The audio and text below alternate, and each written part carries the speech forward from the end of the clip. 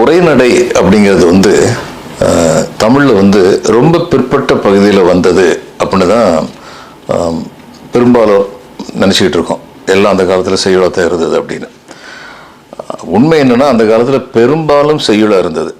அது உரைநடை ரொம்ப ரொம்ப குறைவாக இருந்ததுங்கிறது தான் உண்மை. இன்னும் சொல்லப்போனால் தொல்காப்பியரே வந்து ஒரு சூத்திரம் எழுதியிருக்கார். அந்த 238வது சூத்திரத்தில் அவர் சொல்கிறாரு, தொன்மை தானே உரையோடு புணர்ந்த பழமை மேற்றே அப்படின்னு சொல்லியிருக்காரு. அப்போ அந்த காலத்திலேயே உரைநடை இருந்திருக்கு. But it was never popular அப்படிங்கிறத உண்மை.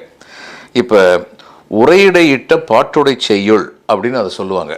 அதுக்கு பெருந்தேவனார் வந்து பாரதம் எழுதினார். தகடூர் யாத்திரை அப்படின்னு ஒரு நூல் இருந்தது. இதெல்லாம் உரைநடையிட்ட பாட்டுடை செய்யுள்னு சொல்லலாம். ரெண்டும் கலந்து இருந்தது அப்படின்னு. அது பெரும்பாலும் உரைநடையாக இருந்திருக்கலாம் நம்பப்படுது. ஆனால் அது நமக்கு கிடைக்கல. இந்த ரெண்டுமே நம்மகிட்ட இப்போ இல்லை.